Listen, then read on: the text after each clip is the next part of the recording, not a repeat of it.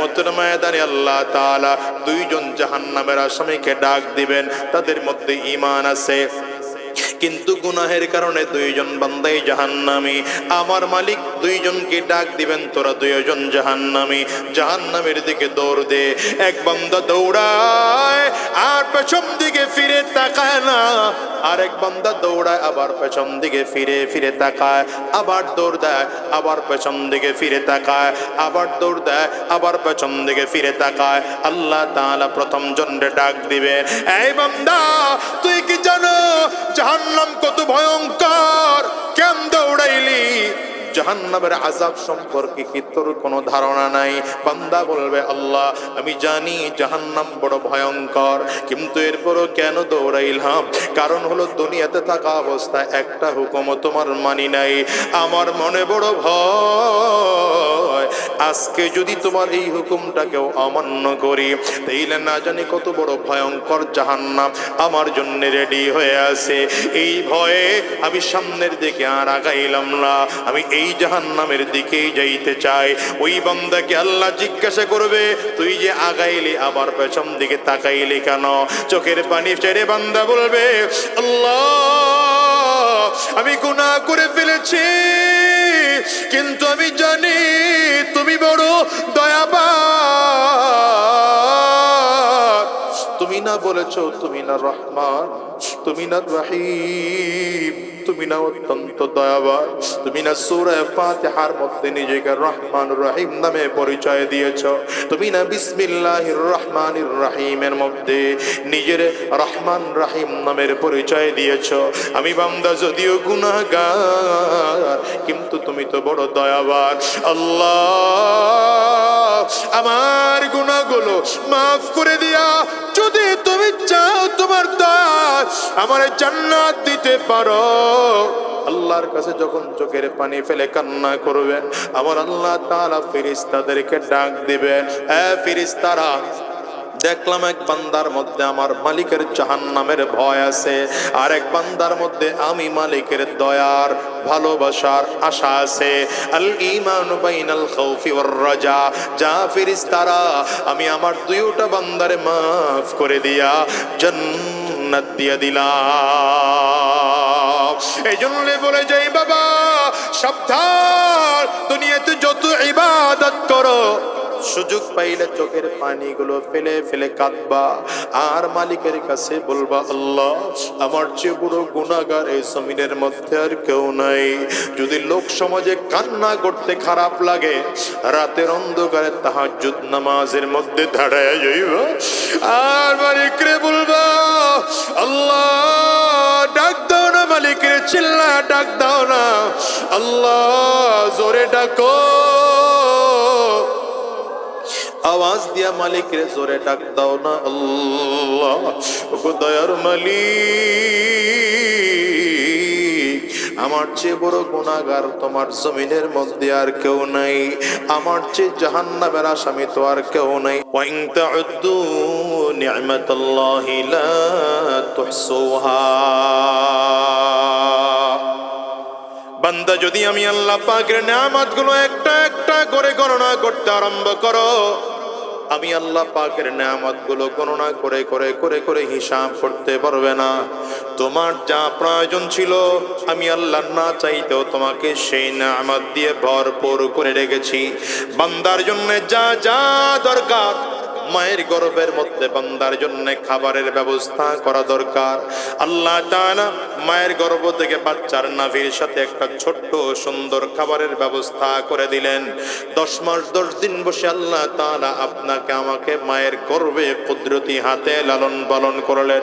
ওখানে ডাক্তারের ডাক্তারগিরি চলে না, ইঞ্জিনিয়ারের ইঞ্জিনিয়ারগিরি চলে না, কোনো বৈজ্ঞানের বিজ্ঞান চলে না রে বাবা। কিন্তু আমার আল্লাহ তাআলা বলেন, গোলাম মায়ের গর্ভে যদি গিয়েছ আমি আল্লাহ সেদিন তোরে পাহারা দেওয়ার জন্য 1,40,000 ফেরেশতা আমি তোর কাছে দিয়ে রেখেছি রে গোলাম। তোরে বসে বসে পাহারা দেয় আমি আল্লাহ তাআলা 40টা দিন তোরে লালন পালন করার পরে এই নাপাক পানিটাকে জমাট রক্তের মতো করে বানায় দিলাম। গোলাম রে জমাট রক্তটাকে আবার সুন্দর করে লালন পালন করে করে করে করে আবার 40 দিন পরে আমি চাবানো গোশতের টুকরার মতো করে দিলাম। আবার 40 দিন হয়ে গেল, এরপরে আমি আল্লাহ তাআলা তোর মধ্যে কুদরতি ভাবে রূহ ফুঁকে দিলাম। এবার তুমি নড়াচড়া করতে আরম্ভ করেছো, হার্টবিট বাড়তে আরম্ভ করেছে। রব বলেন, গোলাম আমি আল্লাহ তাআলা তত্ত্বাবধান এখনো বন্ধ করি নাই। তুমি তোমার মায়ের গর্ভে, কিন্তু আমি আল্লাহ তাআলা ওই নাপাক পানির ফোঁটাটা দিয়া জমাট রক্ত বানায়া গোশতের টুকরা বানায়া আস্তে আস্তে করে তোমার হাত বের করে দিলাম, পা বের করে দিলাম, মাথা বের করে দিলাম, ধীরে ধীরে তোমার অঙ্গ প্রত্যঙ্গ সুন্দর করে বানাইলাম, পেট পিঠটারে সাজাইলাম। এবার তোমার নাকটাকে নাকের জায়গায় সেট করলাম, চোখটাকে চোখের জায়গায় সেট করলাম, অঙ্গ প্রত্যঙ্গ সুন্দর করে বানাইয়া 10 মাস 10 দিন বসে তোমার পূর্ণাঙ্গ একজন মানুষ বানায়া দেখতে বড় সুন্দর, দেখলে মোহাব্বত হয়, এমন আকর্ষণ করে বানাইয়া তোমার মায়ের গর্ভ থেকে আমি আল্লাহ জমিনের মধ্যে পাঠাইলাম। জমিনে পাঠানোর পরে তোমার জন্য যেমন খাবার দরকার আমি আল্লাহ তোমার জন্য তেমন খাবারের ব্যবস্থা করে দিলাম। দেখো তো একজন নবজাতক বাচ্চার কেমন খাবার দরকার দুনিয়ার কোনো ডাক্তার বলতে পারবে না, দুনিয়ার কোনো ইঞ্জিনিয়ার বলতে পারবে না, কারণ পাকস্থলী বড় দুর্বল। দুনিয়ার যে কোনো খানা দিলেই পেট নষ্ট হয়ে যাবে। আর রব বলেন, গোলাম আমি তোমার মায়ের কাছে এমন চমৎকার খানা রেডি করে দিলাম, তুমি কান্না করো, মা তোমারে কোলে নেয়, মা কোলে লইয়া তোমাকে আস্তে করে বুকের সাথে মিলায় নেয়, তুমি মায়ের স্তনে মুখ লাগায় দুধ টানতে থাকো। তোমার বাচ্চা যেই পরিমাণ তোমার খাবার দরকার আমি আল্লাহ তেমন পর্যাপ্ত খানা তৈরি করে দিলাম।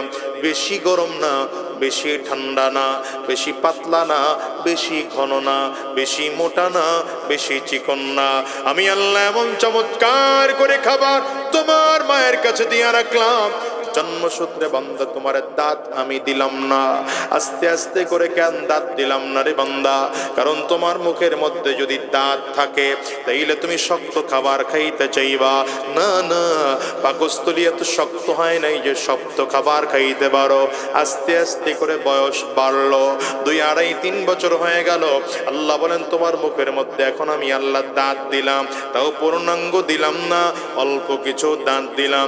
মা যদি খিচুড়ি রান্না করে দেয় তাইলে সন্তান ছোট বাচ্চা খাইতে পারে।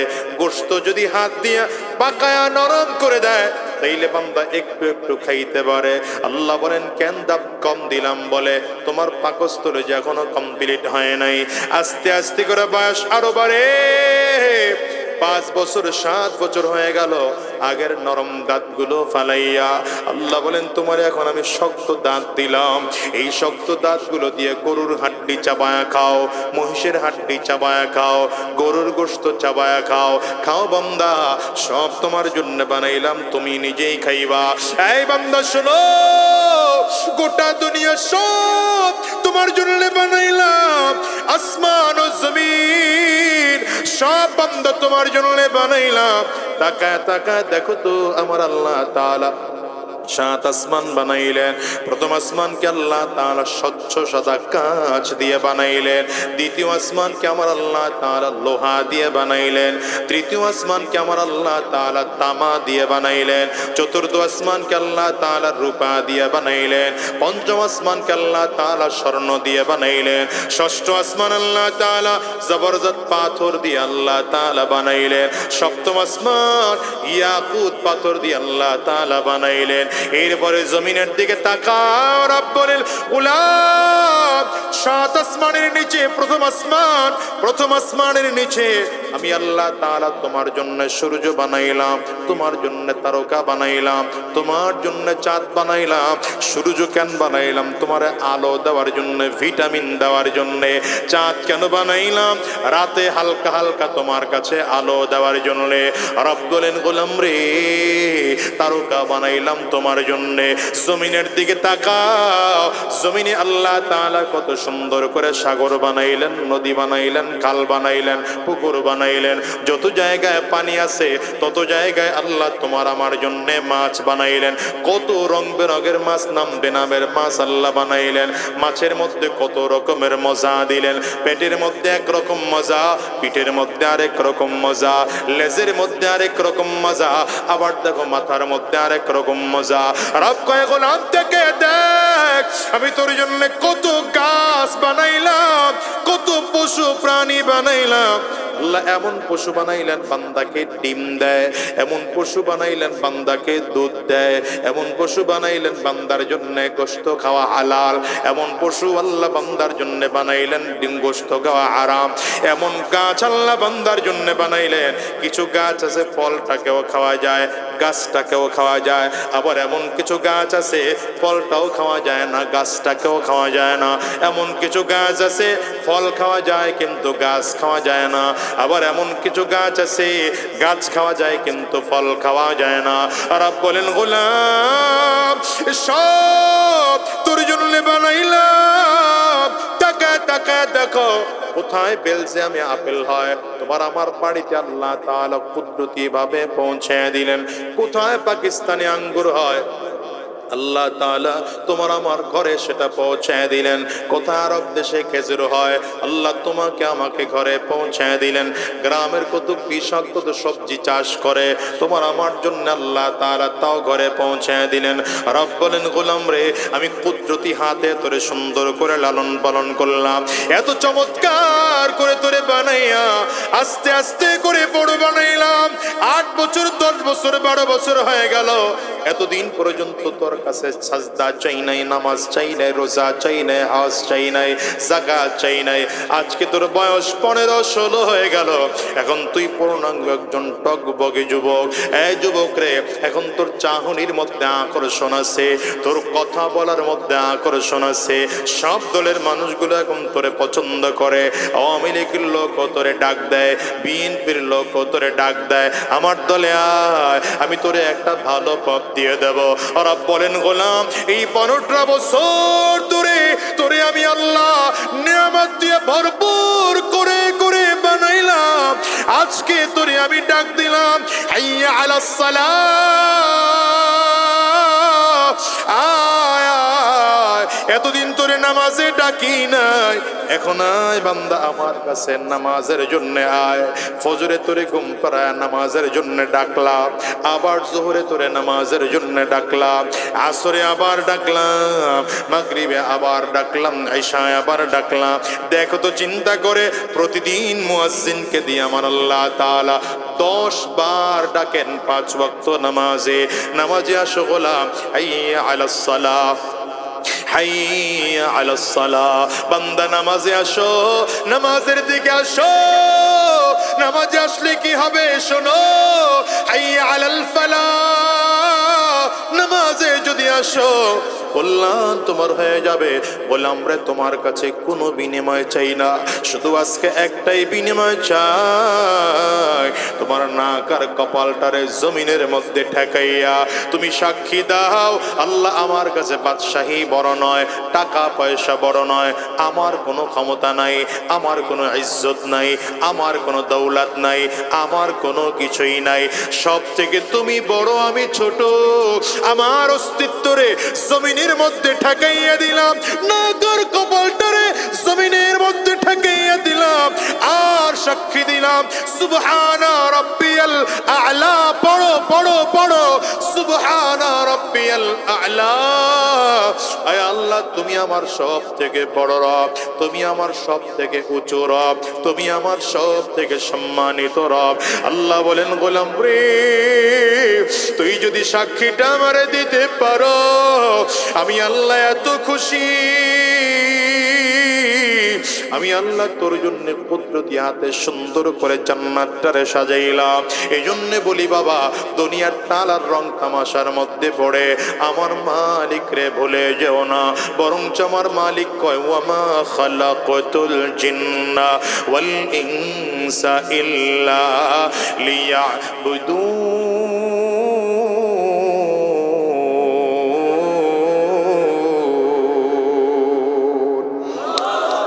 আল্লাহ বলেন গোলাম রে আমি তোরে কেন বানাইছি জানো, আমার গোলামের জন্য বানাইলাম। বলো আমাদেরকে কার গোলামের জন্য বানাইলেন?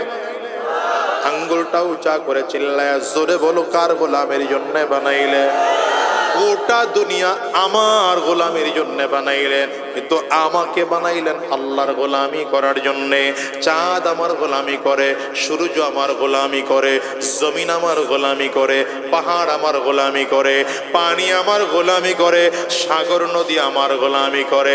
সাগরকে যদি জিজ্ঞাসা করো জোয়ার ভাটা কেন হয়, বলে আল্লাহ তোমাদের জন্য জোয়ার ভাটা হইতে বলেছেন, এই জন্য আমি জোয়ার ভাটা হয়ে যাই। এই গোলাম, গোটা দুনিয়া তোমার গোলাম বানাইলাম, কিন্তু তুমি মানুষ, আমি আল্লাহর গোলাম। এই বলো তো আমরা কার গোলাম? আবার আঙ্গুলটা উঁচা করে চিল্লায় জোরে বলো, আমরা কার গোলাম? জোরে কাও, আরো জোরে চিল্লায় বলো না, আমরা কার গোলাম? রব্বায় বান্দারে, তোর জন্য যা যা দরকার আমি সব তোরে না চাইতে দিয়ে দিলাম। সব দেওয়ার পর বান্দা তোর কাছ থেকে আমি শুধু সাজদা চাই, তোর কাছ থেকে আমি মালিকের নামের একটা ডাক শুনতে চাই। গভীর রাতে ঘুমটা ভেঙে ফেলো, আমি আল্লাহ পাকের কুদরতি কদমের সামনে দাঁড়ায় যাও, আর নিজের গুনাহগার বলে ফেলো, আর চোখের পানি ফেলে ফেলে আমার কাছে কান্না করো। গভীর রাতে উঠে যদি চোখের পানি ফেলে কান্না করো, আর যদি বলো মালিক, আমার চেয়ে গুনাহগার এই জমিনের মধ্যে আর কেউ নাই, আমার চেয়ে খারাপ মানুষ এই জমিনের মধ্যে আর কেউ নাই, আমার চেয়ে জাহান্নামের বড় আসামি জমিনের মধ্যে আর কেউ নাই, আমি সবচেয়ে বড় গুনাহগার। মালিকের কাছে যদি বলতে পারো, দুনিয়াতেও কান্না করো, আখিরাতেও আমার মালিকের সামনে যেদিন দাঁড়াইবা সেদিন আর কান্না করা লাগবে না। আর দুনিয়াতে যদি তামাশার মধ্যে ডুবে থাকো, আমার মালিককে ভুলে থাকো, কিয়ামতের ময়দানে দাঁড়াইবা, সাবধান করে বলে গেলাম কোনো লাভ নাই। হাদিসের মধ্যে আসছে, সহিহ বুখারীর মধ্যে এসেছে, কিয়ামতের ময়দানে আল্লাহ তাআলা দুইজন জাহান্নামের আসামিকে ডাক দিবেন, তাদের মধ্যে ঈমান আছে কিন্তু গুনাহের কারণে দুইজন বান্দাই জাহান্নামী। আমার মালিক দুইজনকে ডাক দিবেন, তোরা দুইজন জাহান্নামী, জাহান্নামের দিকে দৌড় দে। এক বান্দা দৌড়ায় আর পেছন দিকে ফিরে তাকায় না, আরেক বান্দা দৌড়ায় আবার পেছন দিকে ফিরে ফিরে তাকায়, আবার দৌড় দেয়, আবার পেছন দিকে ফিরে তাকায়, আবার দৌড় দেয়, আবার পেছন দিকে ফিরে তাকায়। আল্লাহ তাআলা প্রথম জনরে ডাক দিবে, এই বান্দা তুই কি জানো জাহান্নাম কত ভয়ঙ্কর? কেন দৌড়াইলি? জাহান্নামের আযাব সম্পর্কে কি তোর কোনো ধারণা নাই?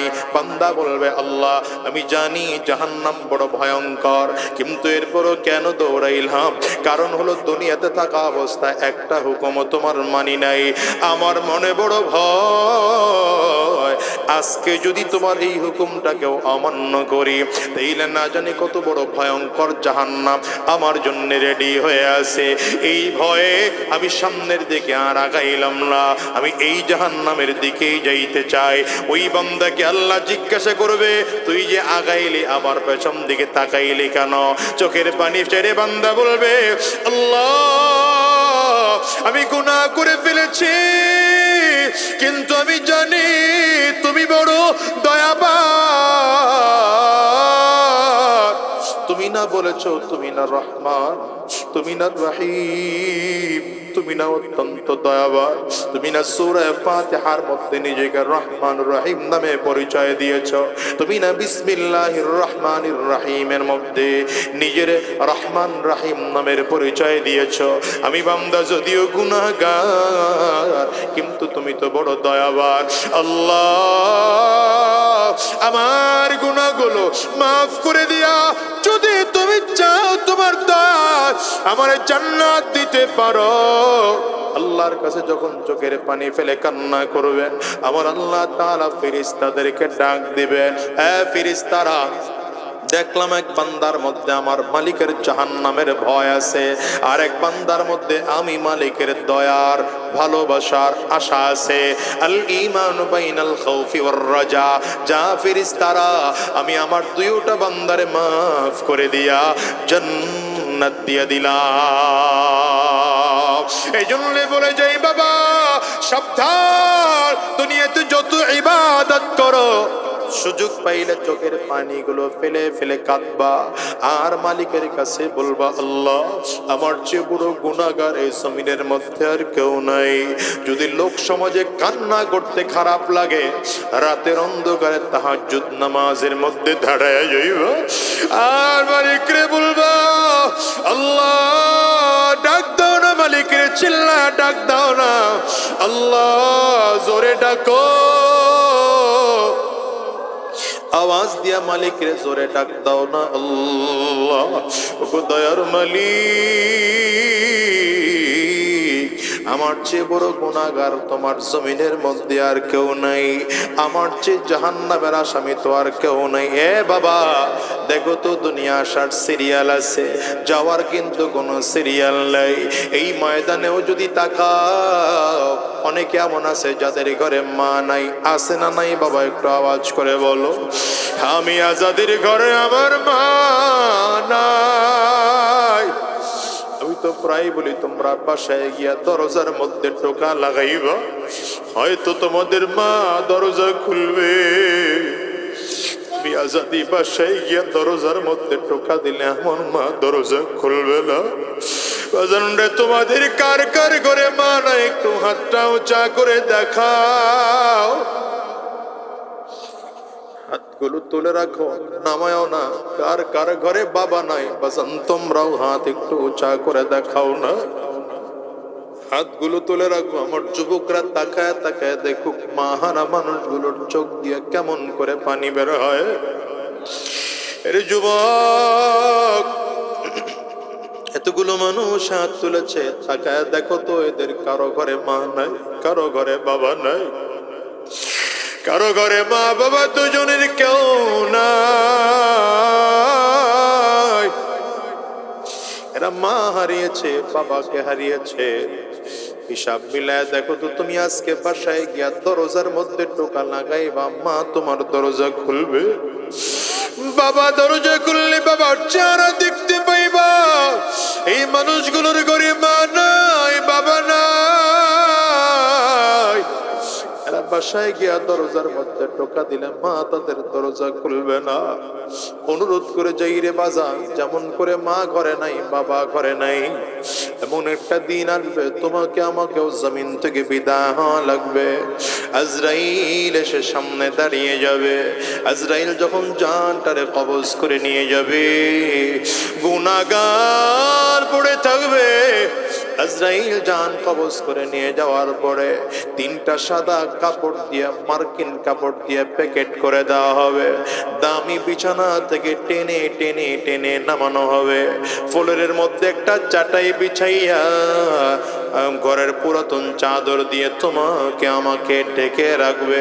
মানুষ চলে যাবে বাজার থেকে সাবান কিনে আনার জন্যে, কেউ চলে যাবে কাফনের কাপড় কিনে আনার জন্যে, কেউ চলে যাবে বড়ই পাতা দিয়ে গরম পানি করার জন্যে, কেউ চলে যাবে বাগানের কিনারায় গোসলের প্রস্তুতি করানোর জন্যে। সুন্দর করে গরম পানি করাইয়া তোমার আমার ধরে ধরে বাগানের কিনারায় নিয়া সুন্দর করে গোসল করাইয়া, যুবক রে হিসাব নিলাও, সুন্দর করে গোসল করাইয়া তিনটা কাপড় দিয়ে প্যাকেট বানায় ফেলবে। মাথার মধ্যে একটা বান লাগাবে, পায়ের মধ্যে আর একটা বান লাগাবে, কোমরে আর একটা বান লাগাইয়া জানাজার ময়দানে নিয়ে আসবি। জানাজা কমপ্লিট করায় আস্তে আস্তে করে কবরের দেশে নিয়ে যাওয়া হবে। কবরের মধ্যে লাশটাকে নামাইয়া আস্তে আস্তে করে বাঁশ বিছানো হবে। বাবা চাটাই দেওয়া হবে, উপরে মাটির চাকাগুলো দেওয়া হবে। সবাই ঘরে গিয়ে বাতি জ্বালাবে। তোমার আমার ঘরে কেউ বাতি দিবে না। ওই কবরে দুনিয়ার কেউ নাই, থাকবেন কে? জোরে বলো, জোরে বলো। আঙ্গুল উঁচা করে চিল্লা আমার মালিক রে জোরে ডাক দিয়া বলো, থাকবেন কে? আমার দয়া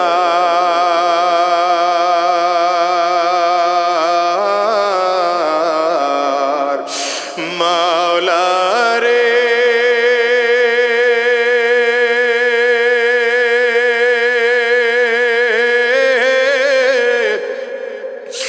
আমার দয়ার মাবুদ রে। মালিক রে আজকে এই ময়দানটার মধ্যে ওয়াদা করে বের হও আর আমার আল্লাহকে ডেকে বলো, আল্লাহ আর গুনাহের পথে চলবো না, শয়তানি রাস্তায় চলবো না, হারাম রাস্তায় কদম বাড়াবো না। কারা কারা ওয়াদা করতে তৈয়ার আছো? দুইটা হাত উঁচা করে আমার আল্লাহরে দেখাও। আওয়াজ দিয়ে চিল্লা মালিক রে ডাক দাও, আল্লাহ দরবালি।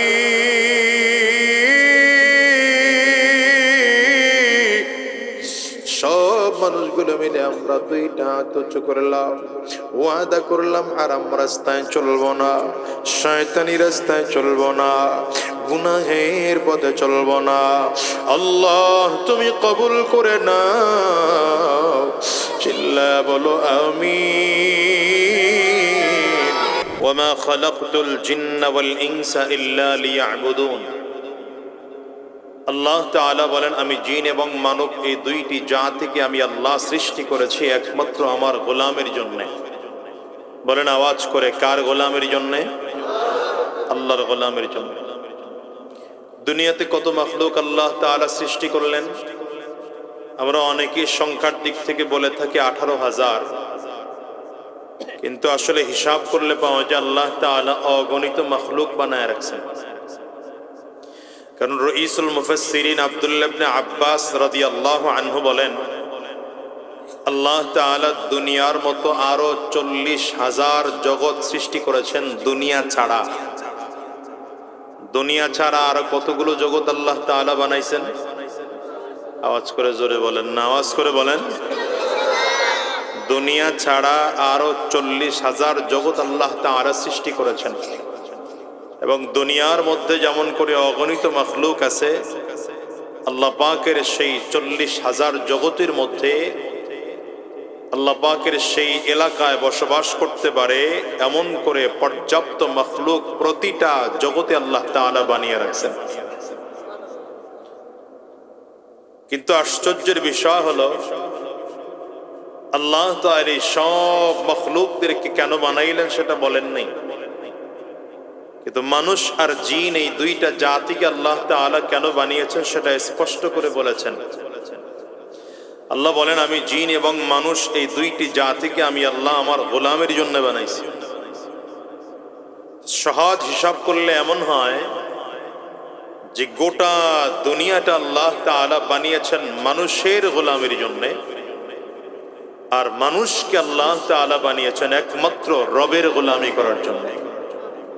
এই কথাটা কি বুঝতেছেন? এবার বলেন, আমার প্রশ্ন, এত কথা বুঝে থাকলে বলেন, গোটা দুনিয়া বানিয়েছেন কাদের জন্যে? কথা এরকম আসতে বললে ওয়াজ হবে না। গোটা দুনিয়া আল্লাহ বানালেন কাদের জন্যে? মানুষের জন্য, আমার জন্য। লাগান, বুকে হাত লাগান। আল্লাহর জাতি বুকে হাতও লাগাইতে চায় না, লাগান।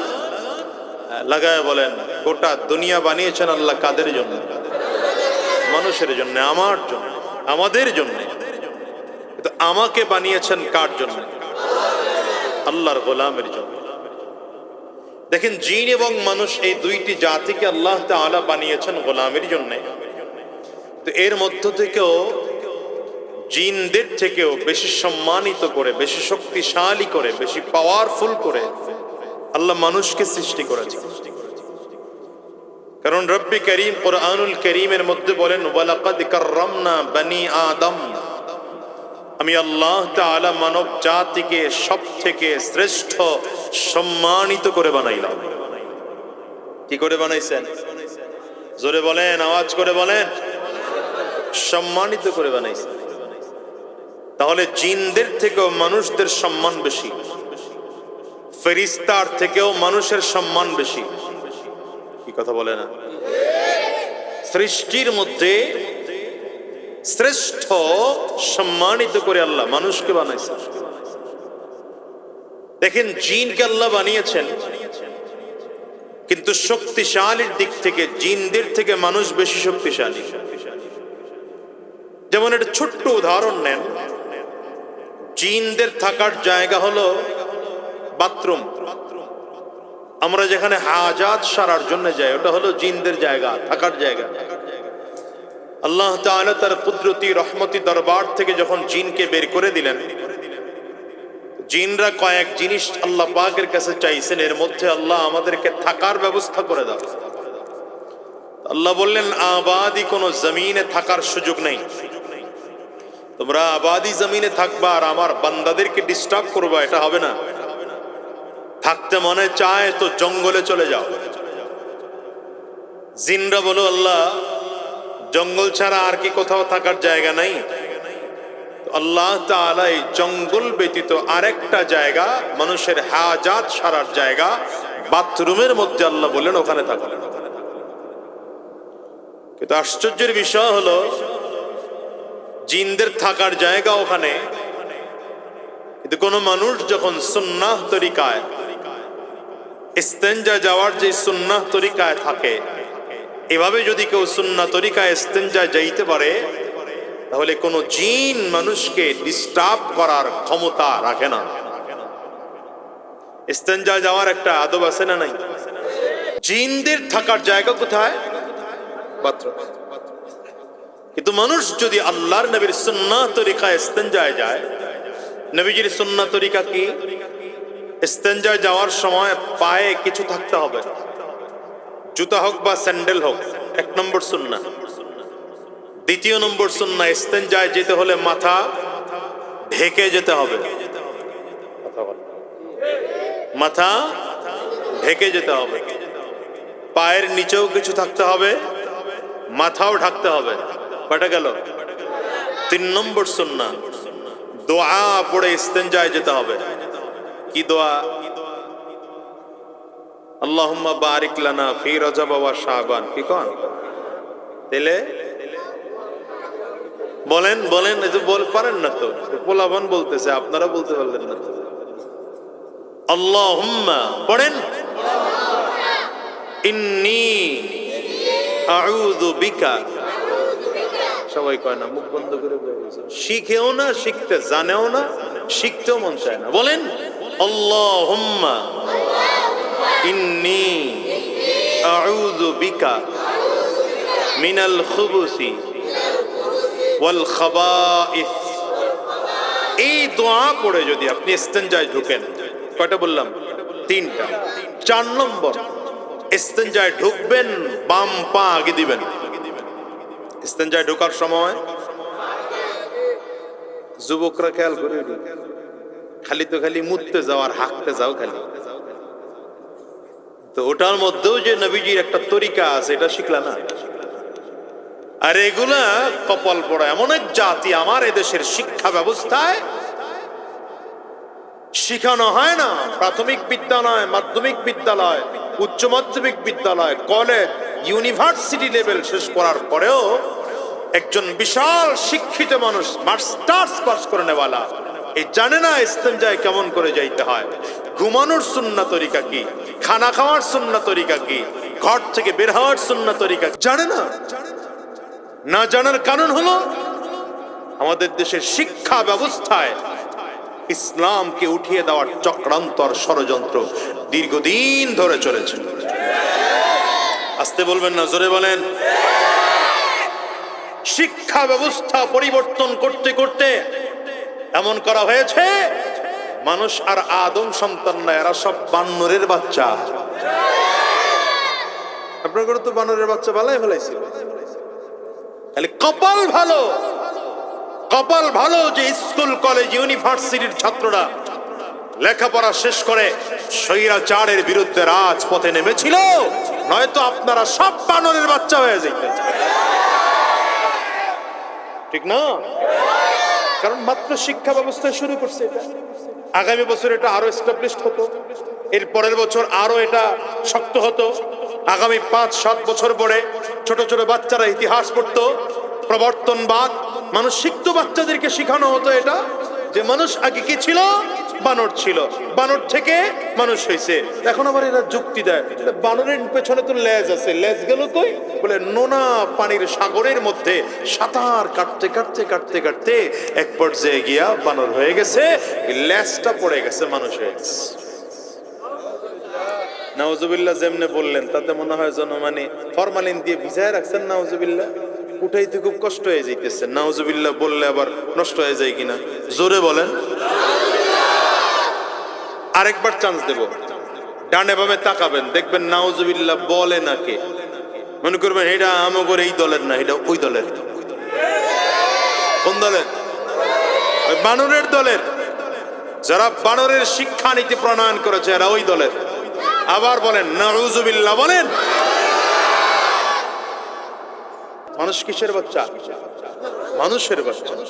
আল্লাহ নিজে মানুষ কেমন করে বানাইলেন আল্লাহ নিজেই বলেন, ওয়াইদ ক্বালা রাব্বুকা লিল মালাইকা وَإِذْ قَالَ رَبُّكَ لِلْمَلَائِكَةِ إِنِّي جَاعِلٌ فِي الْأَرْضِ خَلِيفَةً قَالُوا أَتَجْعَلُ فِيهَا مَن يُفْسِدُ فِيهَا وَيَسْفِكُ الدِّمَاءَ وَنَحْنُ نُسَبِّحُ بِحَمْدِكَ وَنُقَدِّسُ لَكَ قَالَ إِنِّي أَعْلَمُ مَا لَا تَعْلَمُونَ।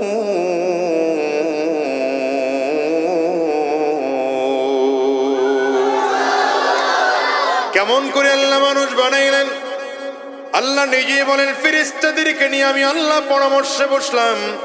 আমি আল্লাহ তাআলা দুনিয়াতে বনি আদম বানাতে চাই, মানুষ বানাতে চাই, আমার খলিফা বানাতে চাই, প্রতিনিধি বানাতে চাই। আল্লাহ তাআলা প্রতিনিধি বানানোর জন্য আদম নামে একজন মানুষ বানাইলেন, দুনিয়ার থেকে মাটি নিয়ে বানাইলেন। আদম আলাইহিস সালামকে বানিয়ে আল্লাহ জান্নাতের মধ্যে রাখলেন। একা মানুষ আল্লাহর কাছে বললেন, আল্লাহ একা মানুষ বিশাল জান্নাতের মধ্যে থাকতে বড় কষ্ট হয়, একা একই অনুভূতি হয়। যদি আপনি আমার সাথে একজন সাথী দিতেন, সঙ্গী দিতেন, তাইলে আমি জান্নাতে বসবাস করাটা সহজ হয়ে যেত। আল্লাহ তাআলা হাওয়া আলাইহিস সালামকে বানায় দিলেন আদম আলাইহিস সালামের পাশে। আল্লাহ বানানোর পর রব্বে করিম আদম আলাইহিস সালামকে ডেকে বলেন, ইয়া আদম উসকুন আনতা ওয়া যাওজুকাল জান্নাহ ওয়া কুলা মিনহা রাগাদান হাইথু শি'তুমা ওয়া লা তাকরাবা হাযিহিশ শাজারা ফাতাকুনা মিনাজ জালিমিন।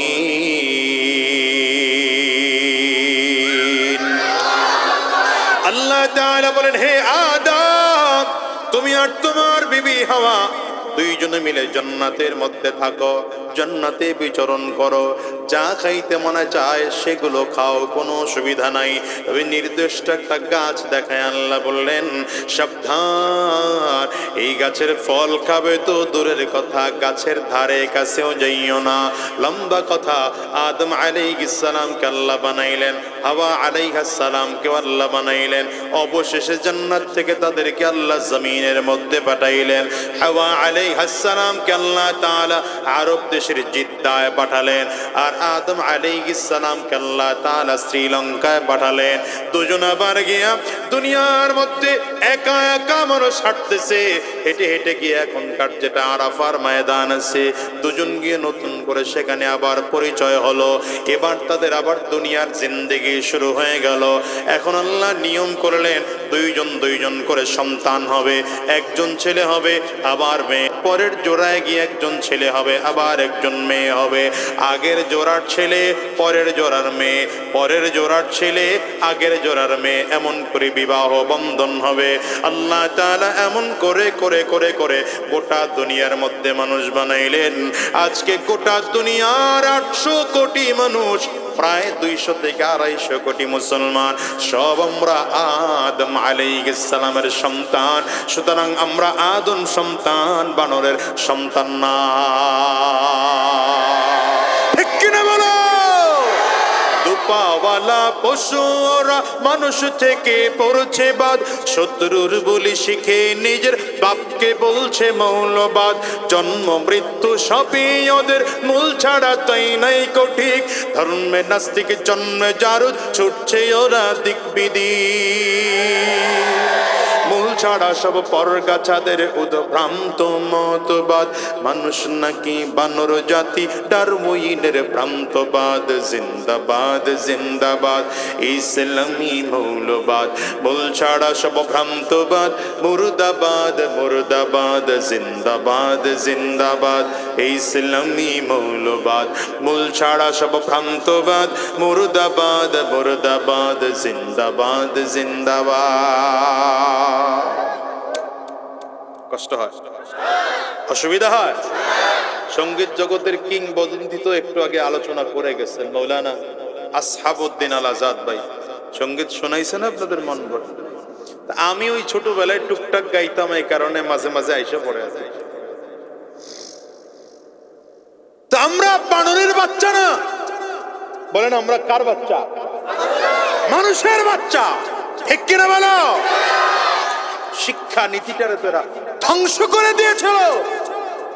আল্লাহ তাআলা আমাদের কুদরতি হাতে বাঁচাইছেন যে 15 বছরের বাচ্চা, 20 বছরের বাচ্চা, স্কুল কলেজ ইউনিভার্সিটির সন্তানগুলো এরা রাজপথে নেমেছে স্বৈরাচারের বিরুদ্ধে।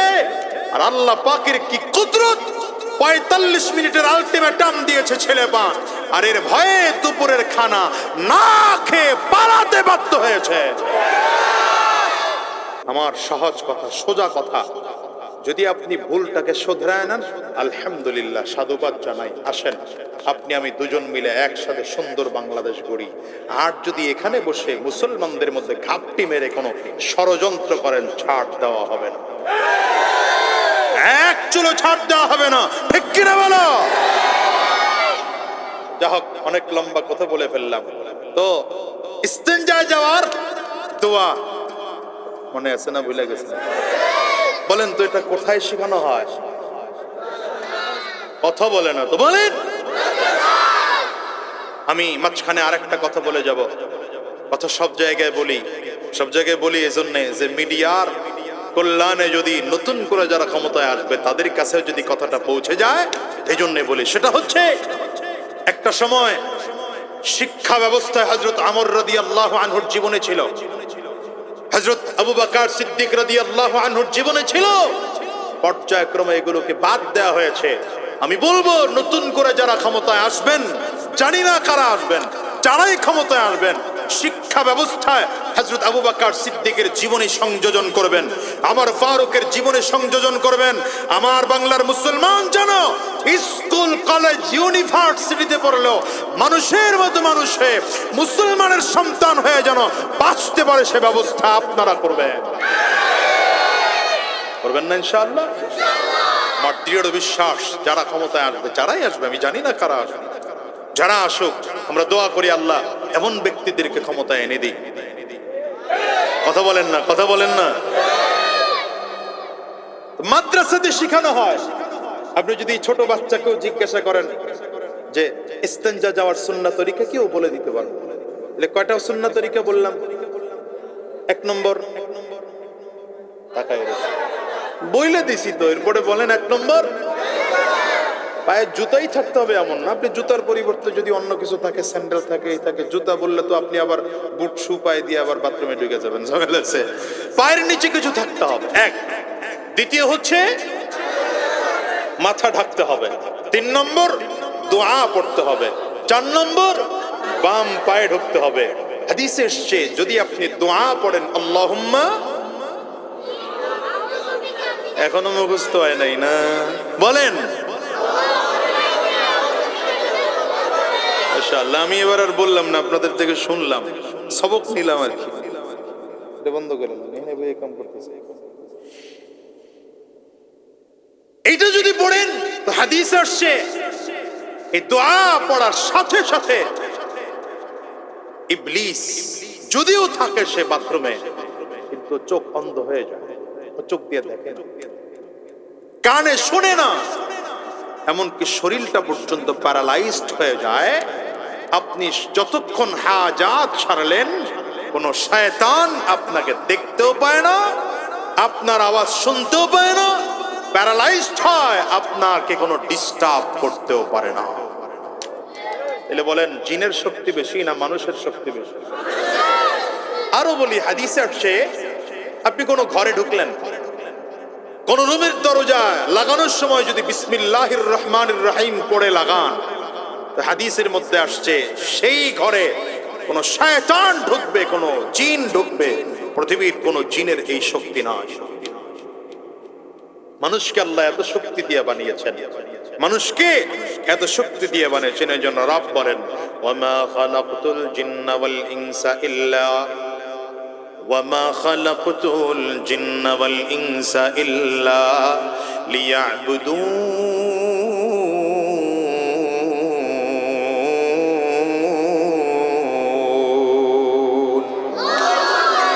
আল্লাহ বলেন গোলাম রে, আমি দুনিয়ার মধ্যে দুইটা জাতিকে বানাইলাম, এক জাতি হলো মানব জাতি, আরেক জাতি হলো জিন জাতি। এই দুইটা জাতিকে আমি আল্লাহ তাআলা বানাইলাম আমার গোলামের জন্যে। বলেন তো কার গোলামের জন্যে? আঙ্গুলটা উঁচা করে বলেন কার গোলামের জন্যে? জবান খুলে চিল্লায় বলেন কার গোলামের জন্যে? এই দুনিয়ার মুসলমান, নিজের দিকে নিজে তাকায়া তাকায়া দেখো, আল্লাহ তাআলা তোমাকে আমাকে কত কুদরত, কত দয়া, কত মায়া দিয়ে সুন্দর করে আল্লাহ বানাইলেন। আগে ইবাদত চাইলেন, ব্যাপারটা এমন নয়, বরঞ্চ আল্লাহ তাআলা আগে তোমাকে আমাকে নেয়ামত দিলেন, এরপরে বললেন বান্দা তোমার কাছ থেকে ইবাদত চাই। আপনি দোকানে একটা কর্মচারী রাখেন, এক মাস বাচ্চাকে দিয়ে আপনি কাজ করান, এরপরে মাস শেষে আপনি তাকে বেতন দেন, ঠিক না বেঠিক বলেন? কোন একটা কাজ যদি সে অমান্য করে বেতনটা কেটে ফেলেন অথবা চাকরি থেকে আউট করে দেন। আমার আল্লাহ আপনাকে আমাকে না চাইতে মানুষের মতো মানুষ করে বানাইলেন, একজন সুস্থ মানুষ আল্লাহ তাআলা বানাইলেন, নাকের জায়গায় নাক দিলেন, হাতের জায়গায় হাত দিলেন, পায়ের জায়গায় পা দিলেন, কানের জায়গায় কান দিলেন, চোখের জায়গায় চোখ দিলেন, হাতের জায়গায় হাত দিলেন। কত সুন্দর করে একটা বডি দিয়ে আল্লাহ তাআলা আপনাকে আমাকে বানাইলেন। রব আল্লাহ আমাকে বানানোর জন্য আল্লাহ পাকের কাছে আবেদন করি নাই, দরখাস্ত করি নাই, অ্যাপ্লিকেশন করি নাই। দরখাস্ত ছাড়া, আবেদন ছাড়া, অ্যাপ্লিকেশন ছাড়া আল্লাহ তাআলা মানুষের ঘরে জন্মগ্রহণ করাইলেন। একটা বারের জন্য খেয়াল করে দেখো, আল্লাহ তাআলা বলেন গোলাম এত এত নিয়ামত দিয়ে তোমাকে আমাকে ভরপুর করে রাখলেন। আল্লাহ ওয়া ইন তা'উদ্দু নি'মাতাল্লাহি লা তুহসুহা। আল্লাহ বলেন গোলাম আমি আল্লাহ পাকের নিয়ামত যদি একটা একটা করে গণনা করতে শুরু করো, আমি আল্লাহ পাকের নিয়ামতগুলো গুনে গুনে হিসাব করতে পারবা না। দেখো তো তোমার আমার জীবনের কত নিয়ামত, কত নিয়ামত। আরো আশ্চর্যের বিষয় হলো বান্দার জন্য যেটা যত বেশি দরকার আমার আল্লাহ বান্দাকে সেটা তত সহজে পাওয়ার ব্যবস্থা করে দিয়েছে। দুনিয়ার মানুষের হিসাব, মানুষ যেটা যত সহজে পায় মানুষ সেটাকে তত বেশি অবমূল্যায়ন করে। আর আল্লাহ পাকের নিজাম হলো বান্দার জন্য যেটা যত বেশি প্রয়োজন আল্লাহ বান্দাকে সেটা তত সহজে দেন। যেমন অক্সিজেন, একজন সুস্থ সবল মানুষ, বয়স্ক প্রাপ্ত মানুষ, সে প্রতিদিন প্রতি মিনিটে 15 থেকে 20 বার নিঃশ্বাস গ্রহণ করে। কতবার? যতবার নিঃশ্বাস ছাড়লাম ভেতর থেকে বিষ ছাড়লাম, ডাক্তারদের মতামত কার্বন ডাই অক্সাইড ছাড়লাম, আর যতবার নিলাম পিওর অক্সিজেন নিলাম, মুহূর্তে আল্লাহ তাআলা ভেতর থেকে বিষগুলো বের করে দিলেন, জার্মগুলো বের করে দিলেন, ভাইরাসগুলো বের করে দিলেন। আবার মুহূর্তে আল্লাহ তাআলা ভেতরে অক্সিজেন ঢুকানোর ব্যবস্থা করে দিলেন। বলেন তো এই 30 বছর, 40 বছর, 50 বছর যাদের বয়স হয়ে গেল, এত বছর অক্সিজেন নিয়েছি, আপনি দোকানে বা অথবা কোনো মেডিকেলে যদি একদিন অথবা 1 ঘন্টা কারো অক্সিজেন নিতে হয় কত টাকা খরচ হয়? আল্লাহ, একদিনের অক্সিজেন বিল আমাদের মেডিকেলের সিস্টেমে একদম না হলেও 1.5 থেকে 2 লাখ, 1.5 থেকে 2 লাখ টাকা খরচ হয়। কথা কন না? যদি মেডিকেল আর একটু ভালো হয় তাইলে আরো বেশি। কথা বলেন না কেন? মেডিকেল যদি আরো ভালো হয় তাহলে আরো বেশি। আপনি আমি তো আল্লাহ পাকের এই দেওয়া নিঃশ্বাস অক্সিজেন, পিওর অক্সিজেন গ্রহণ করতেছি, প্রতি মুহূর্তে ঘুমাইতেছি অক্সিজেন চলতেছে, খাওয়া দাওয়া করতেছি অক্সিজেন চলতেছে, কথা বলতেছি অক্সিজেন চলতেছে। কথা বলেন না? জরুরি মিটিং সব বন্ধ, অক্সিজেন। আল্লাহ পাকরে কয়দিন ভ্যাট দিছি, কয়দিন ট্যাক্স দিছি বলে? ট্যাক্সও দেই নেই, ভ্যাটও দেই নেই। রব বলেন, গোলাম রে তোর কাছে তো ভ্যাট ট্যাক্স চাই না, শুধু শুকরিয়া আদায় কর। কি কর? ভ্যাট ট্যাক্স তো চাই না, কারণ রব যদি আপনার আমার কাছে বিনিময় চান, দেওয়ার সুযোগ আছে। একটা নিঃশ্বাস যে আমরা গ্রহণ করি আর ঢুকাইতেছি আর বের করতেছি, এর বিনিময়ে গোটা জিন্দেগি যদি সাজদা করি আল্লাহ পাকের, তারপরে হতে পারে। বাইহাকির মধ্যে এক লম্বা হাদিস আসছে, বলবো? বনি ইসরায়েলের একজন যুবক আল্লাহর গোলামি করে, কিন্তু মানুষের মাঝে গোলামি করতে গেলে দেখা যায় যে ইবাদত মনোযোগী হয় না। আপনি দেখবেন নফল ইবাদত মানুষের মাঝে করা যায় না, নফল ইবাদত গোপনে করা সবথেকে উত্তম। এই জন্য আল্লাহ শেষ রাতে বান্দাকে ডাকেন, আলা মিন মুস্তাগফিরিন ফাগফির আলা, আলা মিন মুস্তারজিকিন ফারজুকা, আলা মুবতালিন ফাউআফিয়া। শেষ রাতে বান্দাকে আল্লাহ তাআলা ডেকে ডেকে বলতে থাকেন, কে মুসিবতের মধ্যে আছো আমাকে বলো, আমি আল্লাহ মুসিবত দূর করে দেব। রিজিকের অভাবে কে আছো বলো, রিজিকের অভাব দূর করে দেব। টেনশনের মধ্যে কে আছো বলো, আমি আল্লাহ টেনশন দূর করে দেব। কে আছো তোমরা গুনাহ করে ফেলেছো, আমি আল্লাহ পাকের কাছে বলো গুনাহ মাফ করে দেব। এই জন্য মনে রাখবেন, ফরজ ইবাদতের জন্য লোকালয়ে যেতে হয়, কিন্তু নফল ইবাদতের জন্য লোকালয়ে নয়, গোপনে করতে হয়। তো যুবক এটা বনি ইসরাইলের নফল ইবাদত করে পাবলিকের ডিস্টার্ব হয়, মনে মনে চিন্তা করলো এমন কোন জায়গা বেছে নিতে হবে যেখানে কেউ আমাকে ডিস্টার্ব করবে না। সাগরের মধ্যে পথ চলতে আরম্ভ করেছে। সাগরে চলতে চলতে চলতে চলতে এক পর্যায়ে গিয়ে বিশাল এক চরের মধ্যে পাহাড় উঠেছে। এটা আমাদের বাংলাদেশের মানুষ বুঝবেন না যে সাগরের মধ্যে আবার পাহাড় হয় কেমনে, অন্যান্য দেশের মানুষরা বুঝবেন।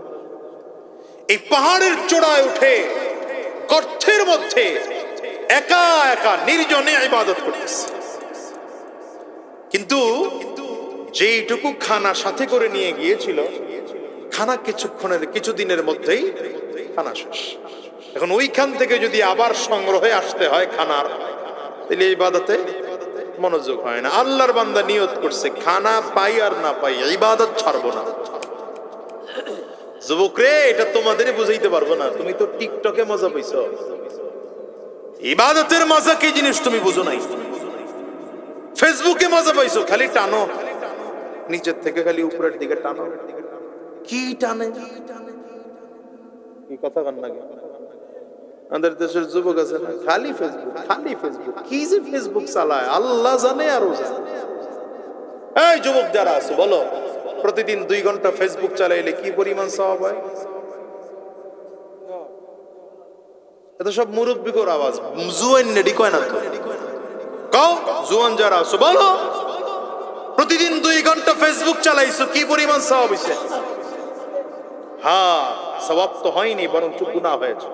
হ্যাঁ, ফেসবুক চালায়াও সওয়াব হইতে পারে যদি তোমার ফেসবুকে 2টা হাদিস পোস্ট করতে পারো, কোন আলেমের বয়ান পোস্ট করতে পারো, অথবা ঢুকে কোন আলেমের বয়ান শুনেছো, কোরআনুল কারীমের তিলাওয়াত শুনেছো, ইসলামের সঙ্গীত শুনেছো, হামদ নাচ শুনেছো, ভালো কোনো আলেমের সাথে মেসেঞ্জারে গিয়ে কথা বলেছো, তাহলে ঠিক আছে।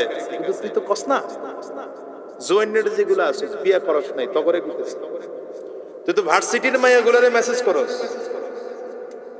কথা কয় না তুই, ও মনে করছে হুজুর কিছু বুঝে টুঝে না। না, হুজুরের কাছে খবর সব আছে। কারণ আমি বলি 3 শ্রেণীর মানুষের কাছে খবর সব থাকে। এক হলো জনপ্রতিনিধি, দ্বিতীয় হলো থানার পুলিশ, 3 নম্বর হলো মসজিদের ইমাম।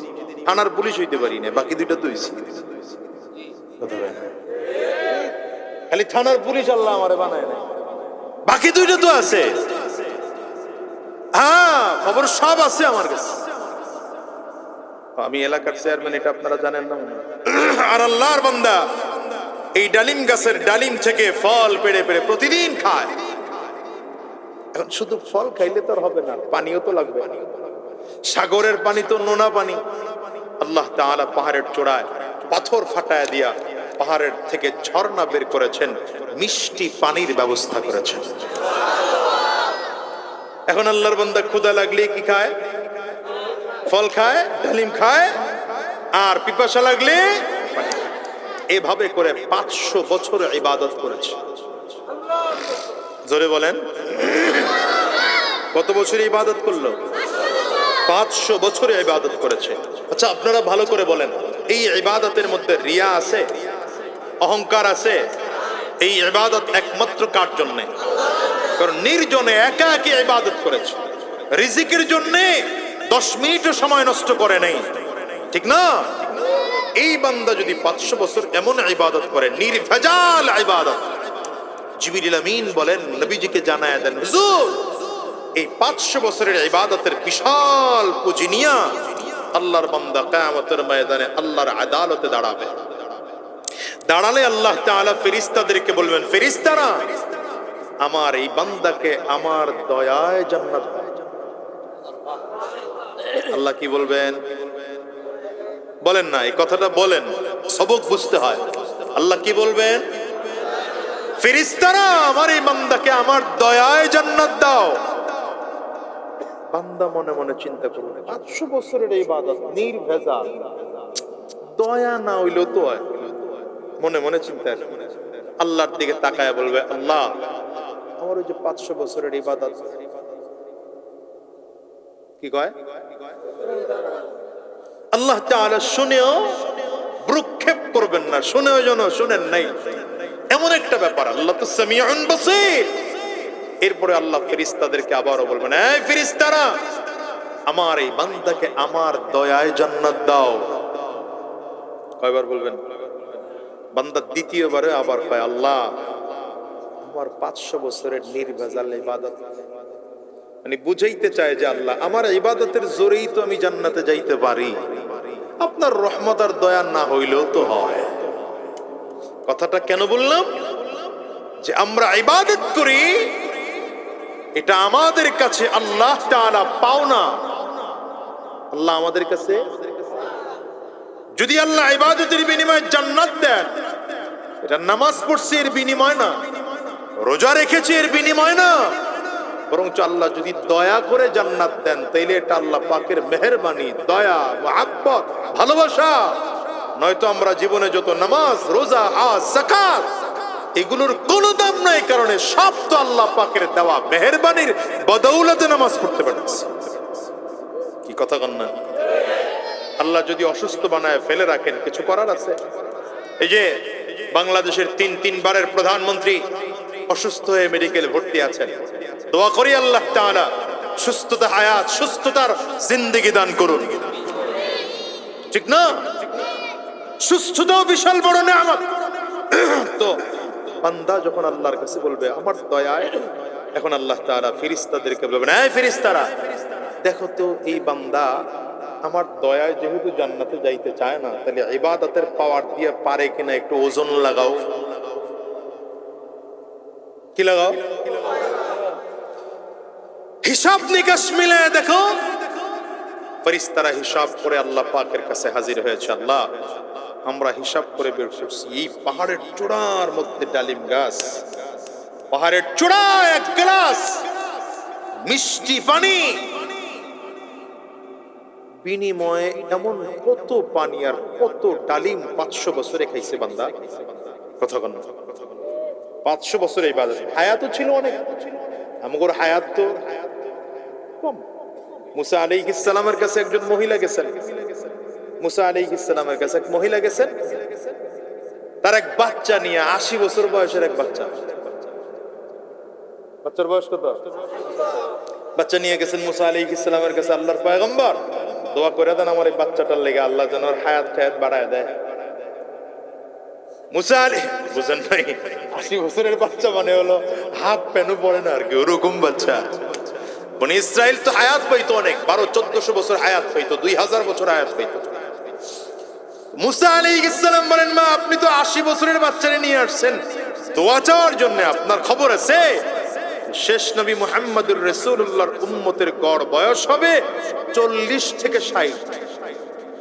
40 থেকে, মহিলা আশ্চর্য হয়ে গেছে, বলে মুসা আলাইহিস সালামকে মহিলা জিজ্ঞাসা করতেছেন, আহুম ইয়াসনাউনাল বাইত, এরা কি গড় বাড়িটারি বানাবে না খালি পাহাড়ের গুহায় গুহায় থাকবে? তারা 1200-1400 বছর হায়াত পাওয়ার পরেও পাহাড়ের গুহার মধ্যে গিয়ে ঘর বানাইতো, গাছের ছায়ায় ঘর বানাইতো।